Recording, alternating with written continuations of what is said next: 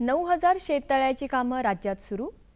मनरेगातून आता प्रायोगिक तत्वावर रेशीम उद्योग विकास योजना. प्रचंड मागणीमुळे आंब्याची अमेरिकेला विक्रमी निर्यात आणि शाश्वत शेती अभियानात विविध योजनांचं एकत्रीकरण होणार.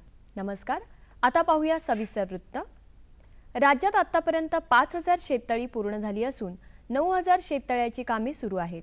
सगळी शेततळी पूर्ण झाल्यानंतर सुमारे 30,000 हेक्टरवरच्या फळबागा संरक्षित होणार आहेत.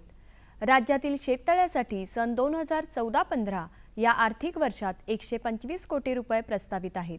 त्यापैकी 100 कोटी रुपयांची मागणी कृषी विभागानं शासनाकडे केली आहे.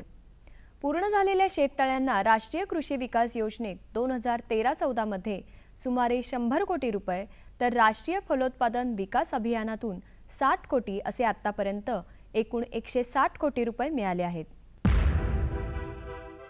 महात्मा गांधी राष्ट्रीय ग्रामीण रोजगार हमी योजनेतून आता प्रायोगिक तत्वावर रेशीम उद्योग विकास योजना राबवली जाणार आहे.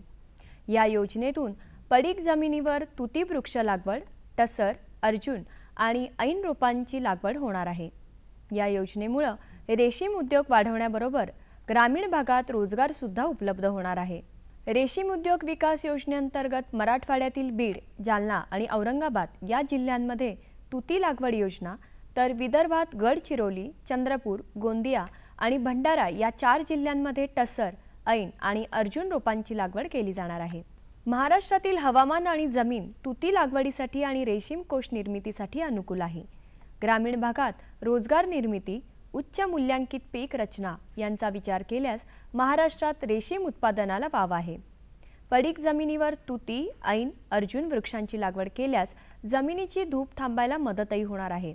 त्यामुळे या योजनेला अनेक प्रकारे फायदा होणार आहे. मनरेगाचं जॉब कार्ड असलेल्या लाभार्थ्याला ग्रामपंचायत कार्यालयाशी संपर्क साधून या योजनेत सहभागी होता येणार आहे. आंब्याला प्रचंड मागणी नोंदवली गेल्यामुळे भारतातून यंदा अमेरिकेला आंब्याची विक्रमी निर्यात होणार आहे. यंदाची निर्यात गेल्या वर्षीपेक्षा 42% अधिक असणार आहे. यंदा एकूण 400 टन आंबा अमेरिकेला पाठवला जाणार आहे. युरोपीय संघानं आंब्यावर घातलेल्या बंदीमुळे होत असलेलं नुकसान त्यामुळे काही अंशी भरून निघायला मदत मिळणार आहे. आंब्याचं जगात सर्वाधिक उत्पादन घेणारा देश म्हणून भारत ओळखला जातो. गेल्या वर्षी अमेरिकेला भारतातून 281 टन आंबा निर्यात झाला होता. यंदा अमेरिकेसाठी आंब्याची निर्यात मे महिन्यापासून सुरू झाली आहे. पहिल्या 10 दिवसांमध्ये 50 टन आंबा अमेरिकेत पोहोचला आहे. यामध्ये आंब्याच्या हापूस आणि केशर या 2 जातींचा समावेश आहे. हवामान बदलांशी सुसंगत कृषी तंत्रज्ञानाचा अवलंब करून देशात शाश्वत शेती अभियान राबवलं जाणार आहे. त्यासाठी केंद्र शासनाच्या वेगवेगळ्या योजना एकत्रितपणे राबवण्यात येणार आहेत. यामध्ये राष्ट्रीय सूक्ष्म सिंचन अभियान, राष्ट्रीय सेंद्रिय शेती प्रकल्प, राष्ट्रीय मृदा आरोग्य आणि सुपीकता व्यवस्थापन प्रकल्प तसंच कोरडवाहू शाश्वत शेती कार्यक्रम या योजनांचा समावेश आहे. राष्ट्रीय शाश्वत शेती अभियानाच्या माध्यमातून कोरडवाहू क्षेत्र विकास, शेती जल व्यवस्थापन, मृदा आरोग्य व्यवस्थापन आणि शाश्वत शेती संनियंत्रण या घटकांचा सर्वांगीण विकास साधण्यात येणार आहे. या योजनेच्या प्रभावी अंमलबजावणीसाठी केंद्र शासनाने काही मार्गदर्शक सूचना जारी केल्या आहेत. त्यानुसार राज्यात कृषी आणि पणन विभागाचं अप्पर मुख्य सचिव यांच्या अध्यक्षतेखाली राज्यस्तरीय समितीची स्थापना करण्यात आली आहे. भुईमुगावर पाने खाणाऱ्या अळीचा प्रादुर्भाव दिसून आल्यास त्याच्या बंदोबस्तासाठी 20% प्रवाही सायपरमेथ्रिन 4 मिली किंवा 25% प्रवाही क्विनॉलफॉस 20 मिली प्रति 10 लिटर पाण्यात मिसळून फवारणी करावी. सध्याच्या ढगाळ व पावसाळी वातावरणामुळे गवार पिकावरती भुरी किंवा मर रोगाचा प्रादुर्भाव होऊ शकतो. या रोगाची लक्षणे दिसताच नियंत्रणासाठी डिनोकॅप 10 मिली किंवा पाण्यात विरघळणारे गंधक 25 ग्रॅम प्रति 10 लिटर पाण्यातून 10 ते 15 दिवसांचे अंतराने 2 ते 3 फवारण्या कराव्यात.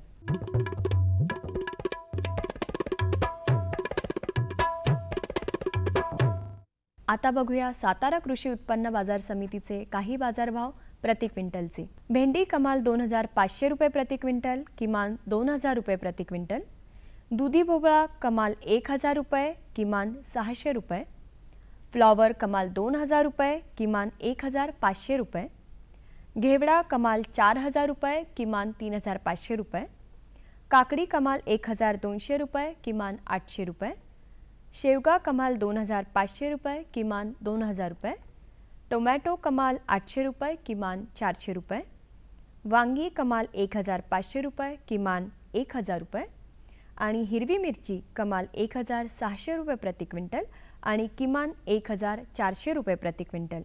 कृषी बाजारभाव विषयक अधिक माहितीसाठी www.agmarknet.nic.in किंवा www.msamb.com या संकेतस्थळाला भेट द्या.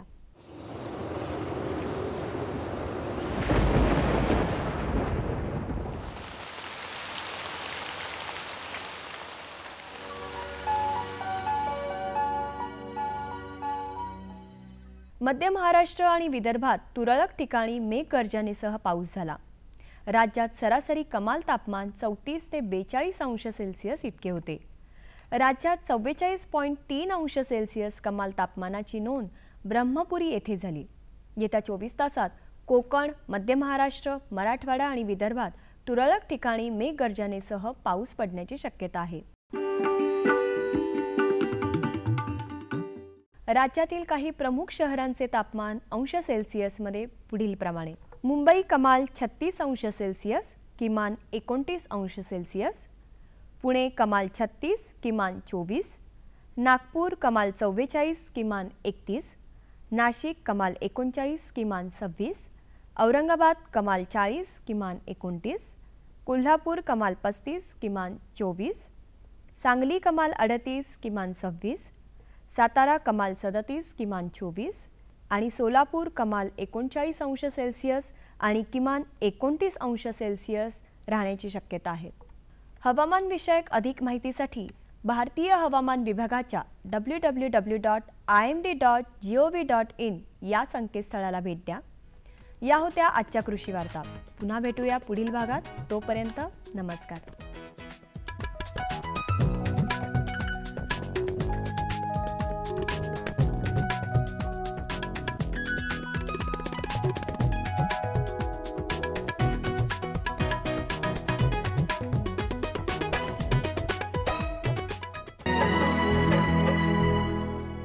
हे घे, आणखी सांग. बस. अरे हे काय भाऊ, इतकं कमी रासायनिक खत? शेती सोडली आहेस का? शेती नाही, नादानपणा सोडतोय. मातीचं परीक्षण केलंय. आता तर भाऊ जितकं आवश्यक आहे तितकंच खत शेतात टाकू. शेतकऱ्यांनो, आजच आपल्या जिल्ह्याजवळच्या भूमी परीक्षण प्रयोगशाळेत मातीचं परीक्षण अवश्य करवा आणि मातीची पोषक तत्व, आर्द्रता व रोपांचा विकास बघता केवळ आवश्यकतेनुसारच पोषक तत्व घाला. आणि हो, मातीतलं गंधक, जस्त, बोरॉन सारख्या पोषक तत्वांविषयीही जाणून घ्या. खत आणि जैविक खताच्या योग्य उपयोगानं भूमीचा सकसपणा टिकवून ठेवा, उत्पादकता वाढवा, खर्च कमी करा आणि बहुमोल परकी चलन वाचवण्यातही सहकार्य करा. आणि हो, मंद गतीनं नायट्रोजन उपलब्ध करून देणारी खतं जसं कडुलिंबयुक्त युरियाला प्राधान्य द्या आणि युरियाचा पानांवर शिडकाव करा. अरे वा, तू तर खरोखरी समजूतदार झालास रे. आणखी माहितीसाठी संपर्क करा जिल्हा कृषी अधिकारी किंवा शेतकरी कॉल सेंटर. आई, मला खायला दे ना. धीर धर बाळू, अजून डाळ शिजली नाही. चिंता करू नको बाळूची आई, यंदाच्या बारीला डाळ चांगली शिजल. म्हणजे व NFSM द्वारे डाळीचं उत्पादन वाढवण्याची पद्धत करण्यासाठी 1000 भागांची निवड करण्यात आली आणि त्यामध्ये आपल्या भागाचा बी समावेश आहे. त्यांना आमचा काय फायदा हो? आपल्या 5 एकर शेतासाठी लागणारं खत आणि कीटनाशक याशिवाय मिनी किट बी भेटल. पण इतक्या डाळीचं करायचं काय? सरकारनं कडधान्याचं आधारभूत मूल्य खूप वाढवलं आहे आणि त्याच्या खरेदीची पुरी व्यवस्था केली आहे. त्यानं मिळकत बी वाढल. आमचा बाळू एक चांगल्या शाळेत जाऊन शेतीशास्त्रज्ञ बनल.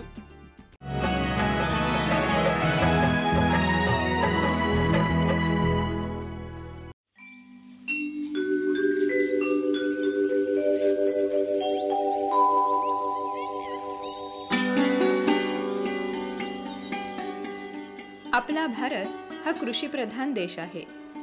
ग्रामीण भागात शेती हाच आपला अजूनही मुख्य व्यवसाय आहे. पण आता आपले शेतकरी बांधव परंपरागत चालत आलेल्या या व्यवसायात आधुनिक तंत्रज्ञानाचा वापर करतायत। महाराष्ट्र शासनाच्या रोजगार हमी योजनेअंतर्गत शेतकऱ्यांनी नवीन कौशल्य आत्मसात करून शेती करावी, तसंच नवीन तंत्रज्ञानाचा वापर करून त्यांचे कष्ट कमी व्हावे आणि आर्थिक फायदा जास्त व्हावा यासाठी मार्गदर्शन केलं जात आहे। सातारा जिल्ह्यातील वाई तालुक्यातील मेणवली हे एक महत्त्वाचं गाव। या भागात मुबलक पाणी उपलब्ध असल्याने इथं भाताचं आणि सोयाबीनचं पीक जास्त घेतलं जातं। या पिकांसाठी लागणारं पाणी अडवण्यासाठी वेगवेगळं आधुनिक तंत्रज्ञानही इथं वापरलं जातंय आणि त्याचा लाभही शेतकऱ्यांना होतोय। हा भाग प्रामुख्याने जास्त पावसाचा असल्यामुळे या भागात मुख्य पिके सोयाबीन आणि भात ही घेतले जातात। या ठिकाणी भातामध्ये इंद्रायणी आणि भोगावती आणि फुले समृद्धी हे वाण घेतले जातात, परंतु ह्याची उत्पादकता कमी होती। ही उत्पादकता वाढवण्याचे आमच्याकडे फार मोठे उद्दिष्ट असे आम्ही लक्षात घेऊन त्याच्यात चतुर्सूत्रीचा वापर करून त्याच्यात युरिया ब्रिकेट्स ठराविक 25x15 अंतरावरती लागण आणि हिरवळीचा खताचा वापर याचा अवलंब करून आणि सुधारित वाटणाचा पुरवठा करून याच्यामध्ये आम्ही 35 ते 40 क्विंटल प्रति हेक्टरी उत्पादन घेतलेले आहे। त्याचबरोबर या भागात सोयाबीन हा एक वाण, सोयाबीन हे एक पीक प्रामुख्याने घेतले जाते। यामध्ये कमी उत्पादित देणारे वाण वापरले जात होते, परंतु आम्ही JS 228 आणि DS 228 आणि JS 335 या वाणाचा पुरवठा केला आणि त्याचे सुद्धा साधारण 25 क्विंटलपर्यंत या भागामध्ये आम्ही उत्पादन घेतले आहे। त्याचबरोबर या भागाचा आम्ही एकात्मिक पाणलोट विकास कार्यक्रमांतर्गत या भागाचा आम्ही समाविष्ट करून या भागात जलसंधारण आणि मृदसंधारणाची मोठ्या प्रमाणात कामे हाती घेण्यात आली आणि मागील वर्षापासून आम्ही सिमेंट बंधारे, मातीचे बंधारे तसेच लूज बोल्डर आणि वळण बांधाऱ्याची मोठ्या प्रमाणात कामे केली आहेत। या कामापासून पाणी मोठ्या प्रमाणात अडवले जाणार आहे आणि पुढील या खरीप हंगामापासून हंगामात वळण बांधाऱ्यापासून मोठ्या प्रमाणात क्षेत्र या भात पिकाचं क्षेत्र पाण्याखाली येणार आहे आणि त्याचा या शेतकऱ्यांना निश्चित असा लाभ होणार आहे। सातारा जिल्ह्यातील वाई तालुक्यातील परखंदी या गावात रोजगार हमी योजनेअंतर्गत फळबाग लागवड राबवण्यासाठी अनुदान दिलं जातंय। सोयाबीन आणि भात या पिकाला फाटा देऊन फळबाग योजनेविषयी मार्गदर्शनही केलं जात आहे। या फळबाग योजनेअंतर्गत जांभूळ, आंबा, नारळ, लिंबू यांची लागवड केली जाते। या योजनेत 30 शेतकऱ्यांचा सहभाग आजपर्यंत आहे। या योजनेतून मी आजपर्यंत 10 हेक्टर क्षेत्रावर अनुदान दिलेलं आहे। यामध्ये मी चिक्कू, आंबा, चिंच, लिंबू, आवळा, जांभूळ इत्यादी पिकांचा समावेश केलेला आहे। या रोजगार हमी योजनेअंतर्गत फळबाग योजना यशस्वी करण्याचं धाडस दाखवलं आहे सातारा जिल्ह्यातील वाई तालुक्यातील परखंदी गावातील प्रकाश मारुती शिंदे यांनी। शिंदे यांनी तज्ज्ञांच्या मार्गदर्शनाखाली पालापाचोळा, शेणखत, पोल्ट्री खत यांचा वापर करून जांभळाच्या रोपांची लागवड केली आहे। 2 एकर क्षेत्रामध्ये बहाडोली नावाची जांभळाची शेती केलेली आहे आणि त्याची रोपे मी कोकण कृषी विद्यापीठ दापोली या ठिकाणाहून आणलेली आहेत।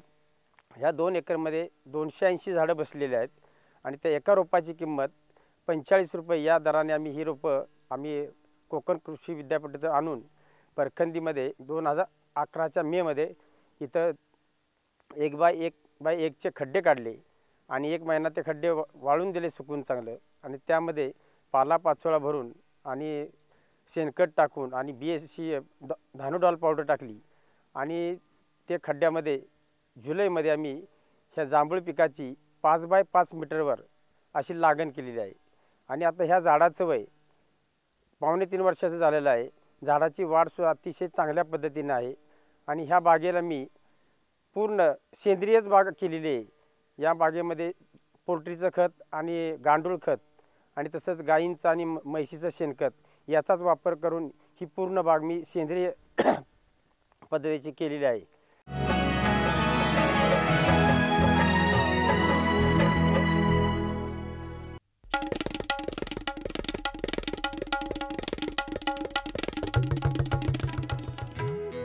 मामी, मी शाळेला जाते बरं. शाळेला?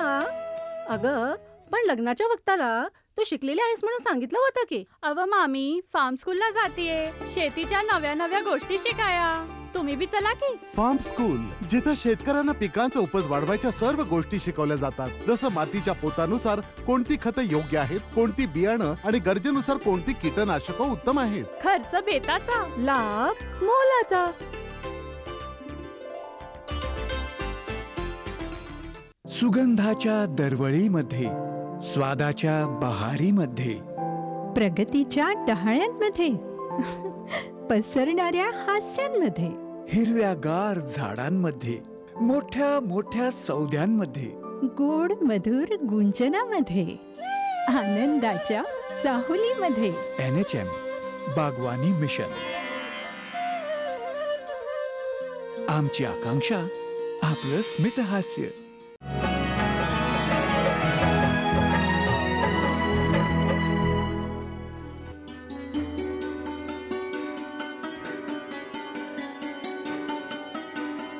या आपल्या सेंद्रिय शेतीला त्यांनी ठिबक सिंचनानं पाणी पुरवलंय.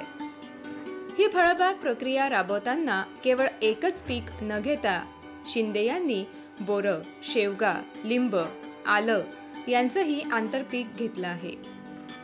यात त्यांना घरच्यांचंही खूप मोलाचं सहकार्य लाभलंय. एकेकाळी उजाड असणाऱ्या या माळरानात प्रयत्नपूर्वक जांभळाची शेती त्यांनी प्रयत्नांनी फुलवली आहे. 3 वर्ष आंतरपिकही घेत होते. पहिल्या वर्षी ज्यावेळेस झाडं लहान होती त्यावेळेस मी कमी उंचीचं पीक म्हणून आल्याची 2 एकरमध्ये या लागवड केलेली होती आणि आल्याचंही माझं चांगलं उत्पादन आलं. त्याला आतून स्प्रिंकलर पद्धत केली होती. त्यानंतर आल्याचं पीक 1 वर्ष झालं. त्यानंतर दुसरी परत मी 3 प्लॉटमध्ये वेगवेगळी पिकं घेतली. काहीमध्ये हरभऱ्याचं पीक घेतलं, काहीमध्ये मोहरीचं पीक घेतलं की जेणेकरून की झाडापेक्षा जे आपण आंतरपीक घेणार आहे त्याची उंची कमी असावी अशी पिकं घेतली होती मी. त्यानंतर झेंडूचं एक पीक घेतलं होतं.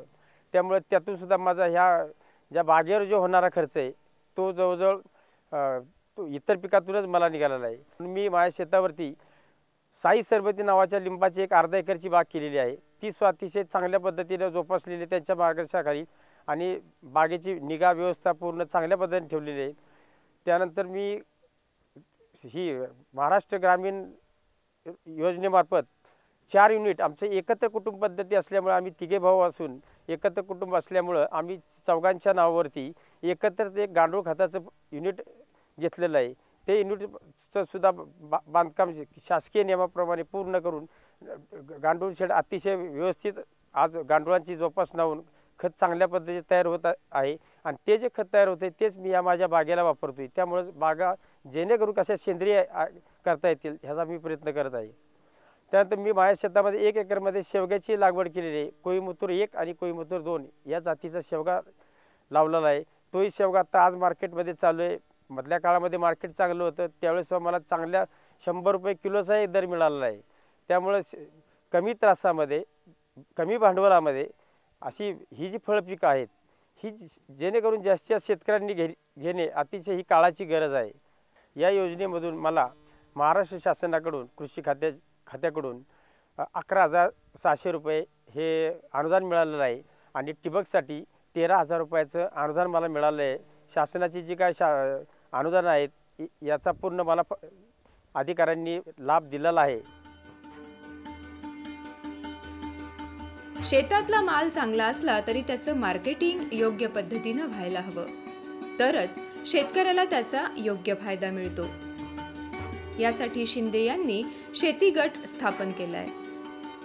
एकाने शेती न करता गटांमार्फत शेती केली तर त्याचा फायदा अधिक होतो.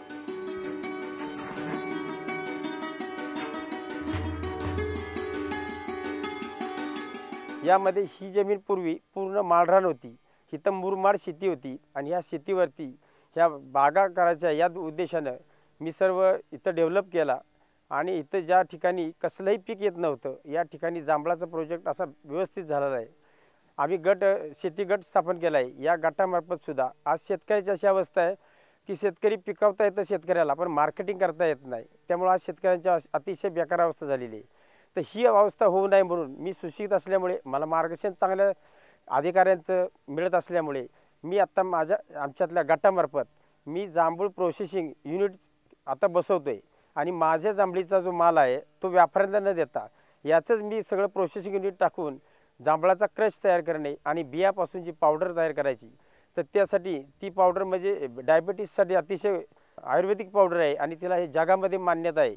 तर हे प्रोजेक्ट मी स्वतःच करतो आणि स्वतःचा माल स्वतःच विकायचा की जेणेकरून ज्यावेळेस किंमत येईल त्यावेळेस हा क्रश झालेला माल सुद्धा बाहेर काढता येतो. ही बहाडवली जांभूळ निवडण्याचा एकच उद्देश, ही एक तर जंगली झाडामध्ये मोडलं जातं फळ, परंतु ही जांभळ अशी आहे की ह्या बहाडवलीची उंची वाढली जात नाही, खोडाची साईज जास्त उंची जी होत नाही, त्यामुळं काढणीसाठी अतिशय जांभळ चांगल्या जातीची ही निवड केलेली आहे. आणि ह्या जातीचा ह्या जातीला गर जास्त आहे आणि बिया कमी आहेत आणि चव अतिशय गोड असल्यामुळं ही जात अतिशय शेतकऱ्यांनी सुद्धा इथून पुढे लावावी. आणि या माझ्या बागेला आज 2.5 वर्षाची बाग झालेली आहे. ज्यावेळेस मी बागेचं रोप घेतलं त्यावेळेस 1 फूट उंचीचं रोप होतं आणि आज तीच बाग आजूबाजू 7-8 फुटाची उंची झाली 2.5 वर्षामध्ये. तर यावर्षीसुद्धा आता बागेला 2.5 वर्षातच मोहर आलेला आहे, फळंसुद्धा थोडीफार लागलेली आहेत. तरी मला 4थ्या वर्षी अपेक्षित एका झाडाला कमीत कमी 25 किलो जरी मिळाले आणि मार्केट रेट आज बाजारामध्ये 70 रुपये ते 100 रुपये किलो आहे शेतकऱ्याला मिळणारा दर.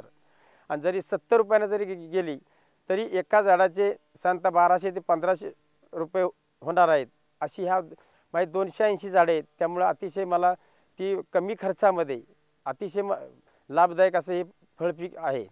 आज दिवसेंदिवस मजुरांचा प्रॉब्लेम झालेला आहे, मजूर मिळत नाहीत. शेतीकडं मजुरीनं काम करण्याचा कल अतिशय लोकांचा कमी झालेला असल्यामुळं ही फळवर्गीय शेती अतिशय शेतकऱ्याला परवडणारी आणि जास्तीत जास्त उत्पादन आणि फायदा देणारी आहे. महाराष्ट्र शासनाने शेतकऱ्यांच्या लाभासाठी या अशा अनेक योजना सुरू केल्या आहेत. त्यातल्या या फळबाग योजनेविषयी माहिती आपण घेतली. या आधुनिक ज्ञानाचा फायदा शेतकऱ्यांनी घ्यायला हवा.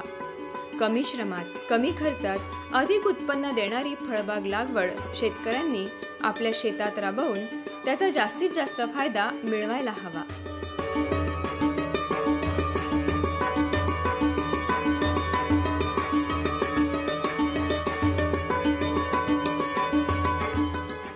आमचा पत्ता निर्माता कृषी दर्शन दूरदर्शन केंद्र पुणे. आमचे ईमेल आयडी असे आहे ddkpuneKrishi@hotmail.com आणि ddkpuneKrishi@rediffmail.com.